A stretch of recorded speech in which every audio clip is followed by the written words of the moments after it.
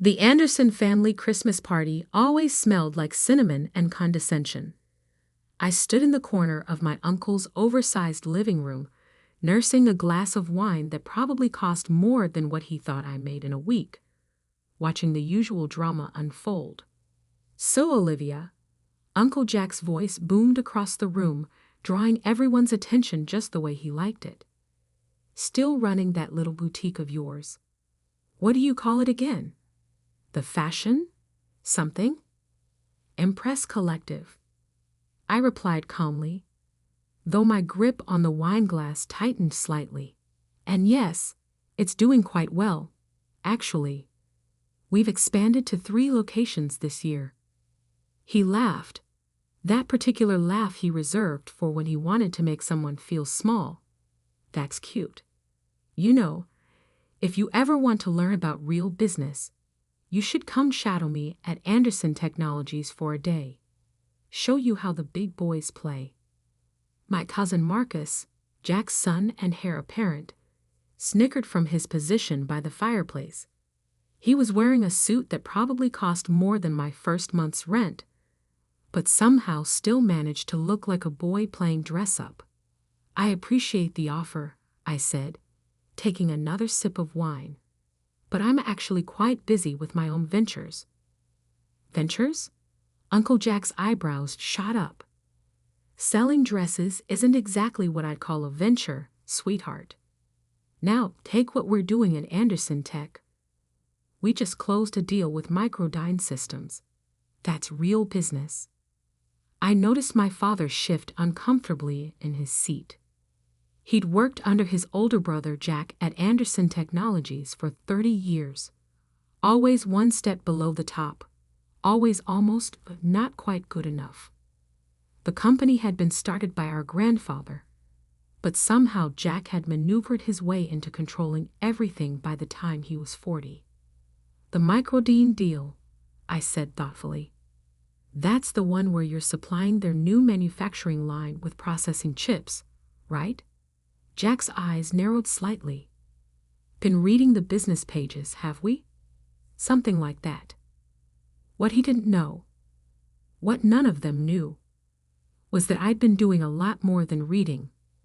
The little boutique was just the visible tip of a very large, very carefully constructed iceberg. While they were all busy underestimating me, I'd built something they couldn't even imagine. My phone buzzed in my pocket. Another update from my real office. I excused myself and stepped into the hallway, leaving behind the sound of Jack launching into another story about his latest business triumph. The message was from Sarah, my COO. "Sterling acquisition is complete. We're ready to announce whenever you give the word."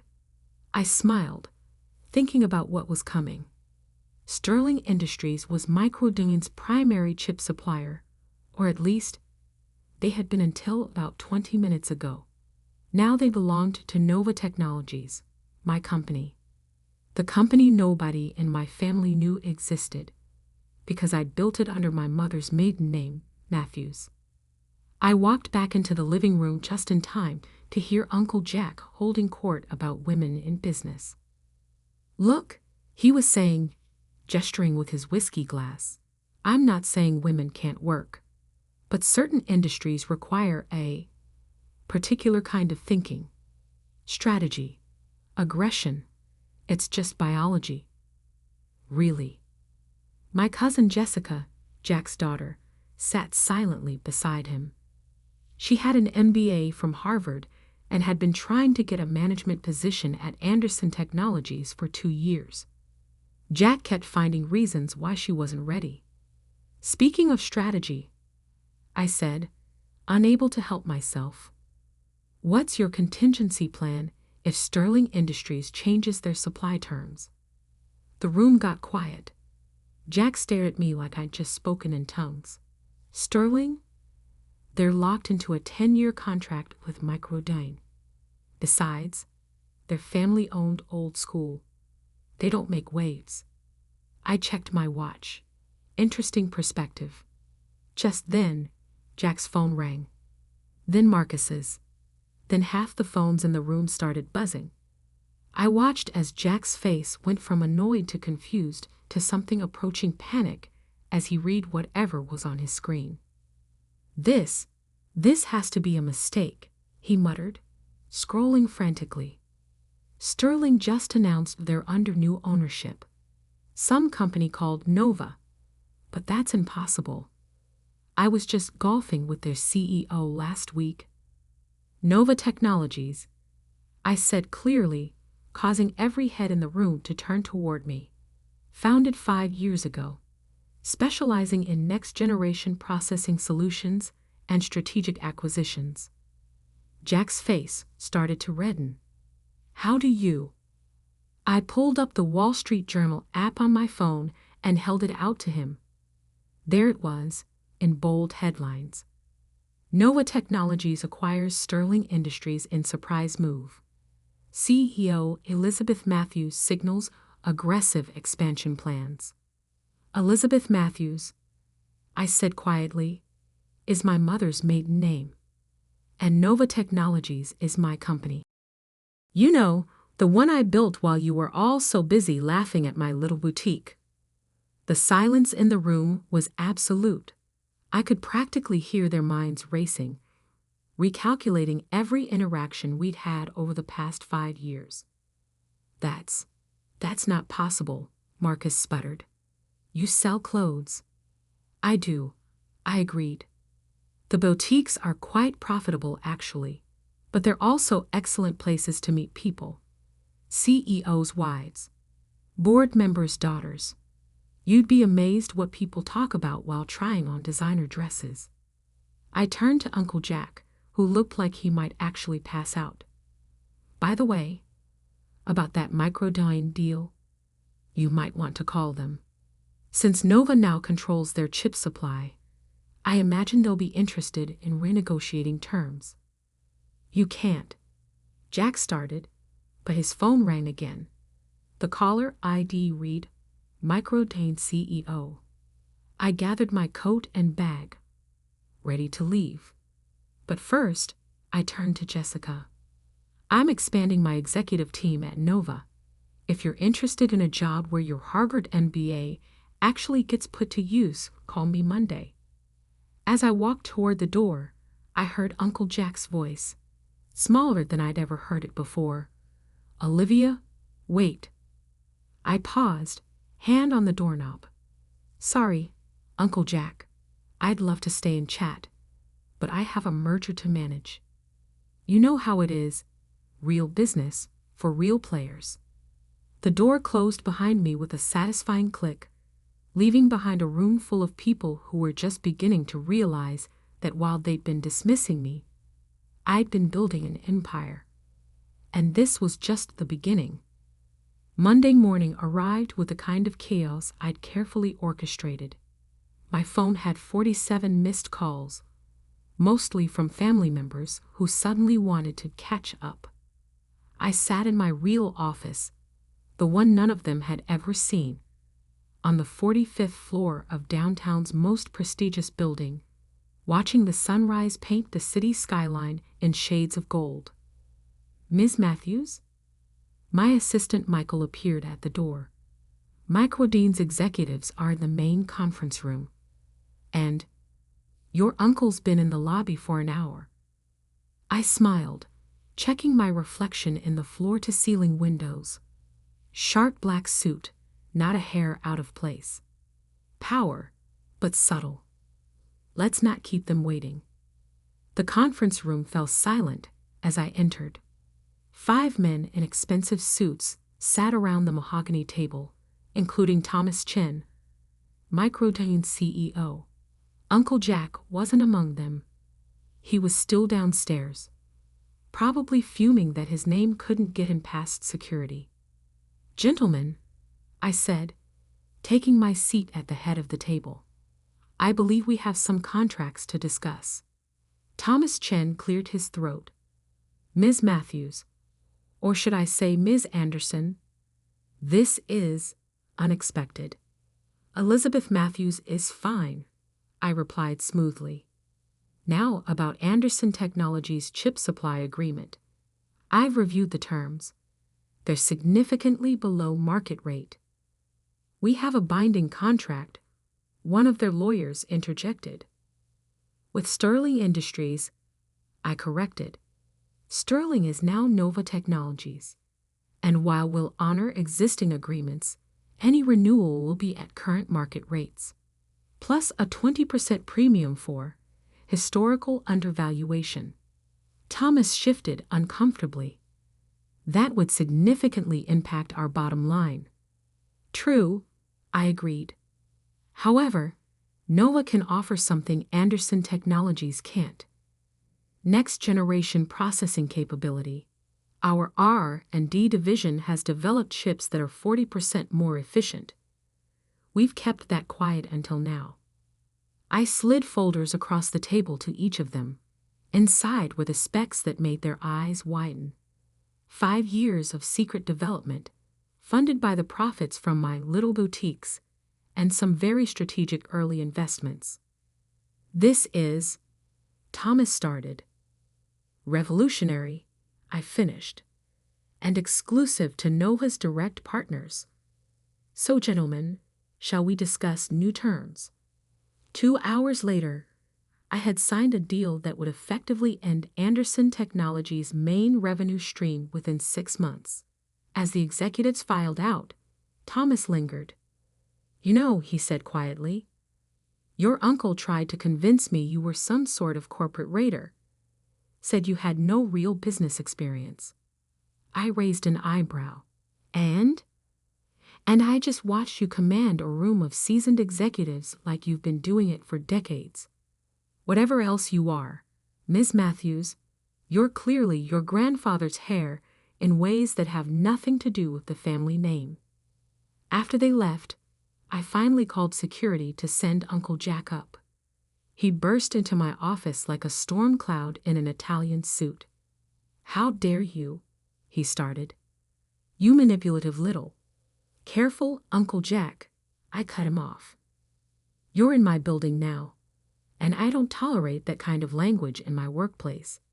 He deflated slightly, looking around my office, twice the size of his, with better views and modern art pieces worth more than his car.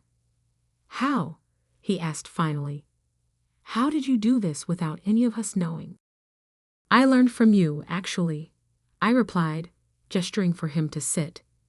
All those years watching you manipulate and maneuver, thinking no one noticed. I noticed everything. I just had a different plan.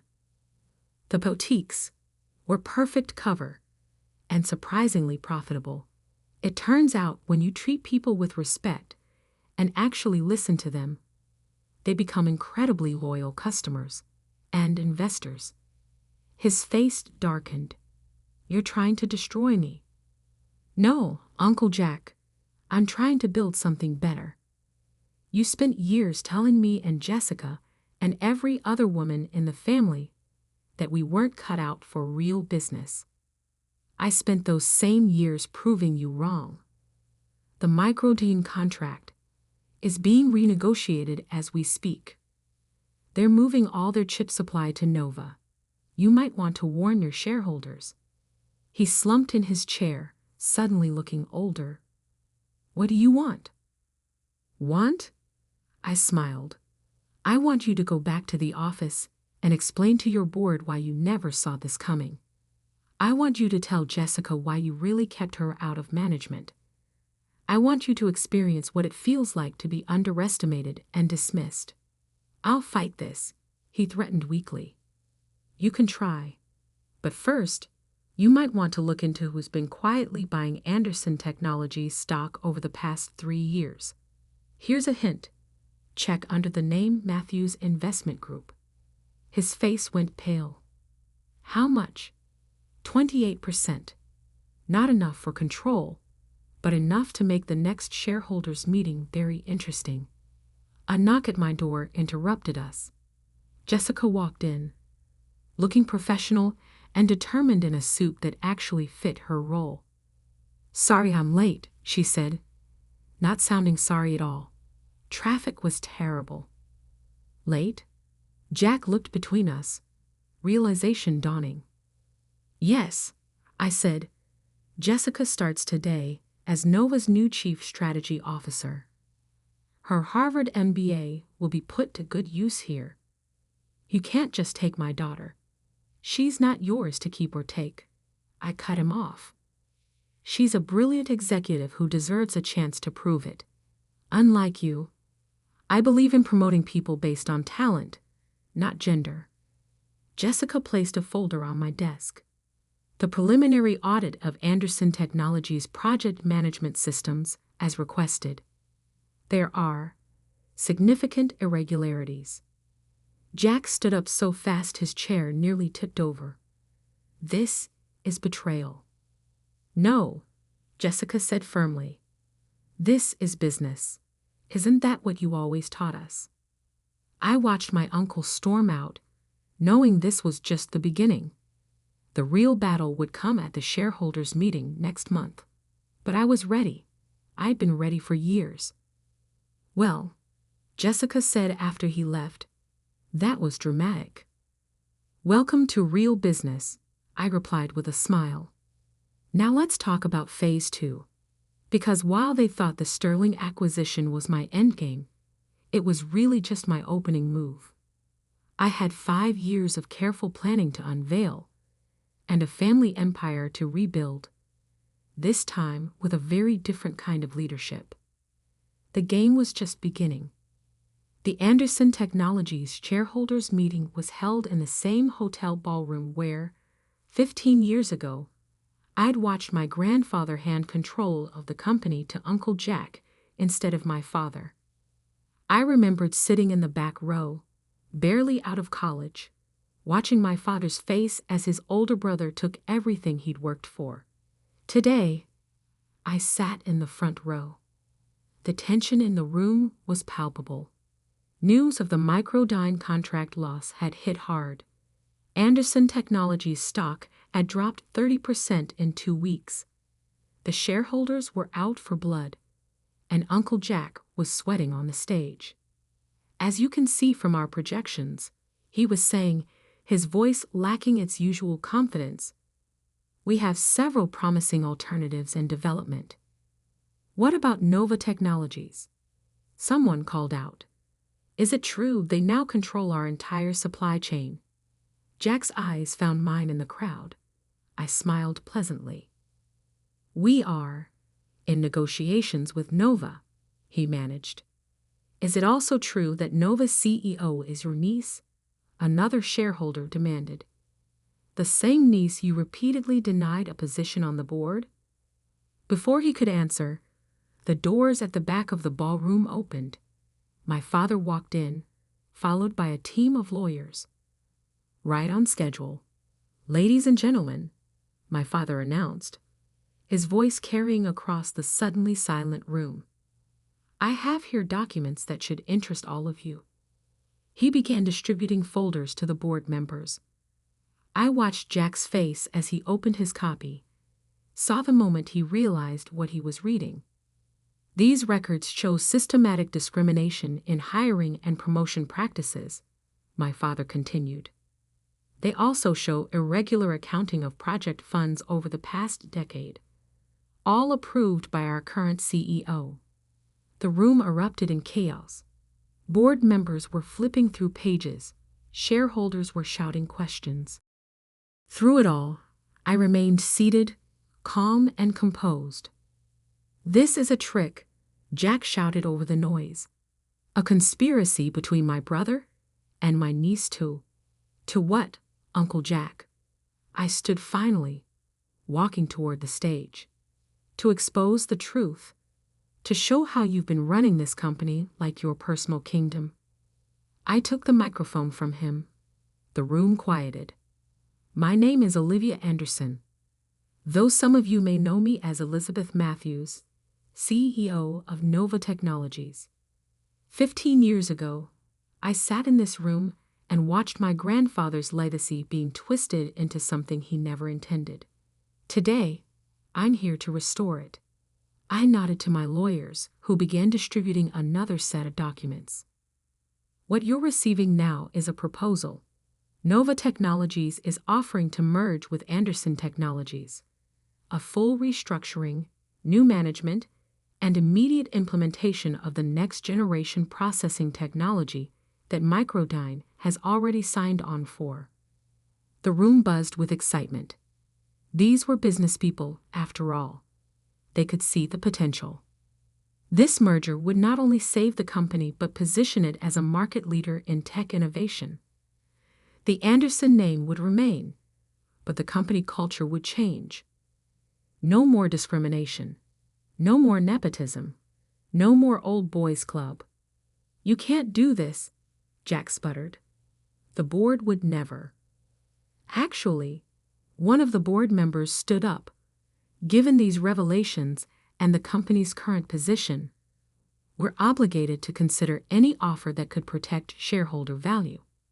And with Matthews Investment Group's 28% stake, another added, "combined with the proxy votes Ms. Anderson has already secured, I believe she has the numbers." I turned to face my uncle directly. "You told me to stick to my little shop. That real business was for men." "Well, Uncle Jack, this is real business, and you've just been outmaneuvered by a girl who sells dresses." The vote was almost unanimous. By the end of the day, I was standing in my grandfather's old office, now my office, looking out over the city. The portrait of him still hung on the wall, his kind eyes seeming to twinkle with approval. A knock at the door interrupted my thoughts. It was Jessica, carrying a bottle of champagne and 2 glasses. "So," she said, pouring the drinks, "CEO of both Nova and Anderson Technologies. Not bad for someone who was supposed to stick to retail."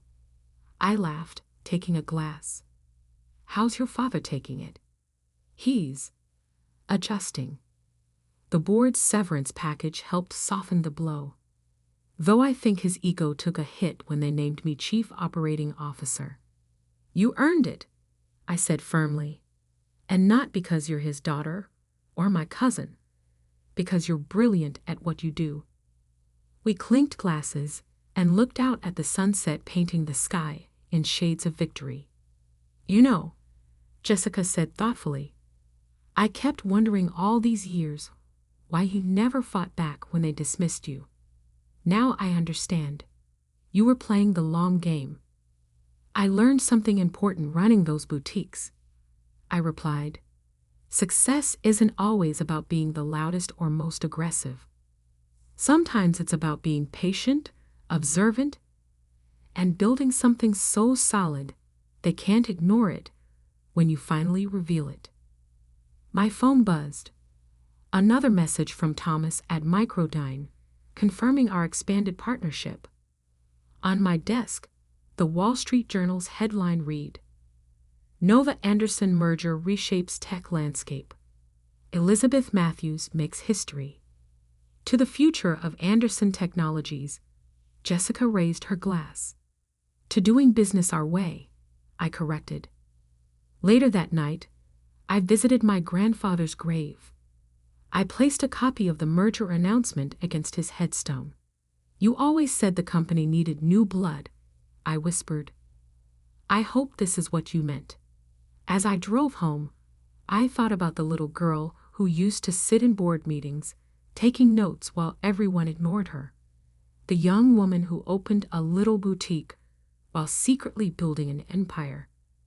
The CEO who finally showed them all what real business looks like. Uncle Jack had been right about one thing. Business was about strategy and aggression. He just never realized that sometimes the most aggressive move is the one your opponent never sees coming. And as for that little shop, I kept it running, a reminder of where it all started. Because sometimes the biggest victories come disguised as small beginnings.